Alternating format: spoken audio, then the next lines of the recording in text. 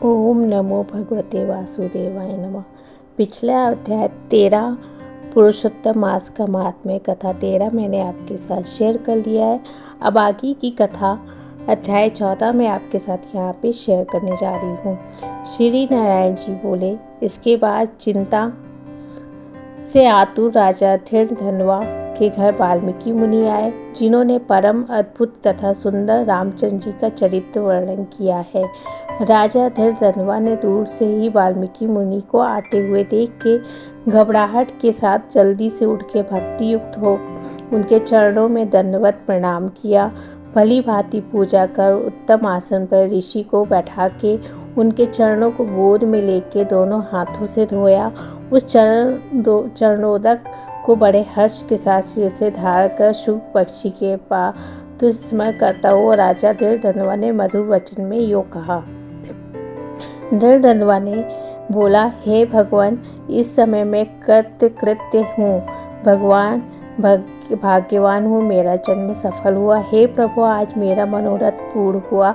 आज आपके प्रत्यक्ष दर्शन से शास्त्रिकों के यथार्थ अर्थ का ज्ञान सफल हुआ।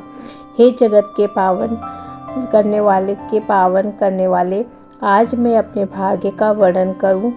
श्री नारायण बोले। इस तरह वाल्मीकि मुनि को कहकर वह राजा मौन हो गया। बाद में वाल्मीकि मुनि उस राजा को विनय युक्त देखकर बड़े प्रसन्न हुए और जनता को आनंदित करते हुए बोले। वाल्मीकि मुनि बोले, हे नरश्रेष्ठ, ठीक है, तुम में उक्त प्रकार की सब बातों का होना संभव है। हे राजन, तुम चिंता से आतुर क्यों हो? सब मन की बात कहो। ऐसा मालूम पड़ता है कि तुम्हारे कुछ कहने की इच्छा है, इसीलिए हे महामते, उसे कहो।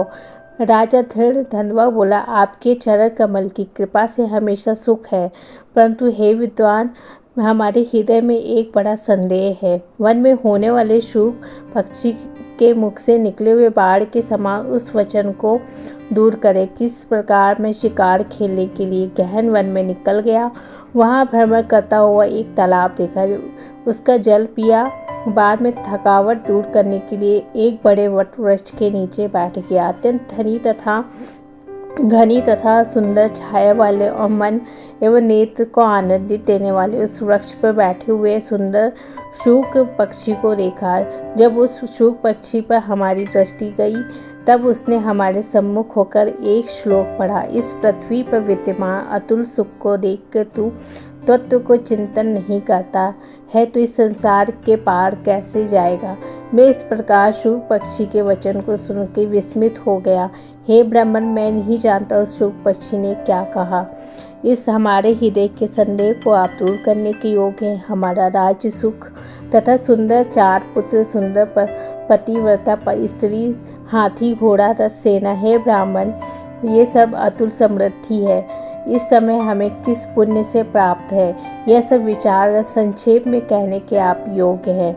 राजा धीरधनवा के वचन को वाल्मीकि मुनि सुन के प्राणायाम कर एक मुहूर्त तक ध्यान में मग्न हो, हाथ में रखे हुए आंवले के फल के समान विश्व संसार के भूत, भविष्यत और जो वर्तमान विषय है उसके हृदय में समाधि के बल में जान के और निश्चय कर राजा से बोले।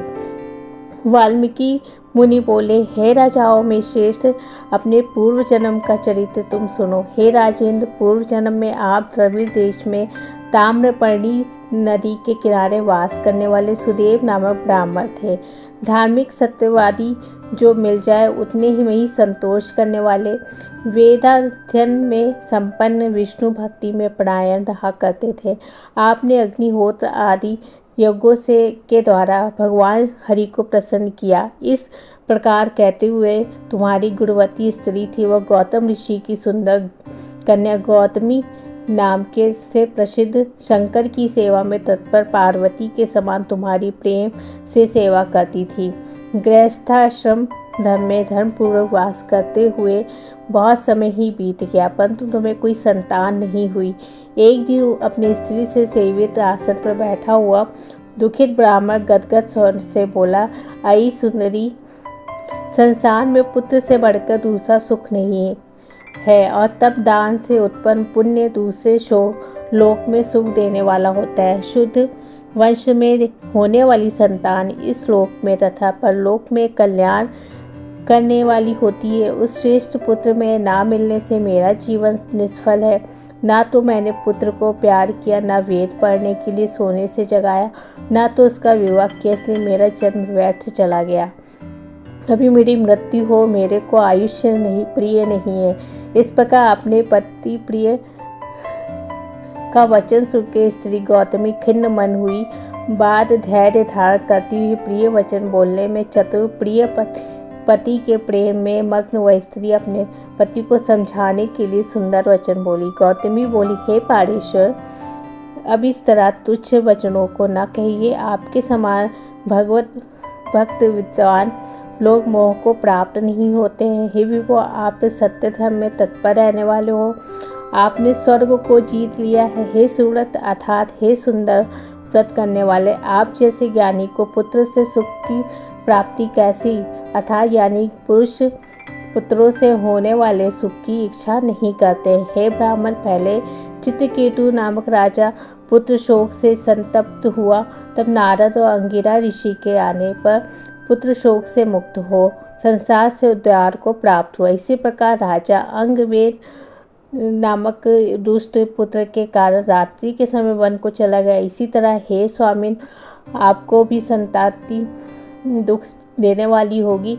फिर भी हे तपोधन, यदि आप सतः पुत्र की लालसा है तो प्रसन्नता से जगत के नाथ, समस्त अर्थों के दाता हरि भगवान की आराधना करें। हे ब्राह्मण, पहले साख्याचार्य कदम ऋषि ने जिनके आराधना कर पुत्र को प्राप्त किया, जो कि पुत्र योगियों में श्रेष्ठ कपिल देव नाम से प्रसिद्ध हुआ। ब्राह्मण श्रेष्ठ, इस प्रकार आपकी धर्मपत्नी के वचन सुनके तथा निश्चय कर उसने अपनी गौतमी ऋषि के साथ ताम्रपर्णों के नदी के तट पर गया। वहां जाकर उस पवित्र तीर्थ में स्नान कर अत्यंत श्रेष्ठ तप किया। 5 दिन बाद भूखे पत्ते तथा जल का आहार किया। इस प्रकार तप करते उस तपोनिधि सुदेव ब्राह्मण को 4000 वर्ष व्यतीत हो गए। हे ब्रह्म, उसके बाद तपस्या से तीनों लोग कांप उठे। भक्त वत्सल भगवान उस सुदेव ब्राह्मण के अत्यंत उग्र तपस्या को देख के जल्दी से गरुड़ पर सवार होकर प्रकट हुए। श्री नारायण बोले, नवीन मेघ के समान जगत की रक्षा करने में समर्थ 4 भुजा वाले सन्मुख मुरारी को देखकर सुदेव शर्मा ब्राह्मण हर्ष के साथ मुकुंद भगवान को साष्टांग प्रणाम करता हुआ बोला। दोस्तों, ये थी अध्याय नंबर 14। बने रहिए आगे अध्याय नंबर 15 आगे की कथा लेके मैं आपके साथ हाजिर हो जाऊंगी जल्दी ही। मिलते हैं नेक्स्ट वीडियो में, तब तक के लिए धन्यवाद।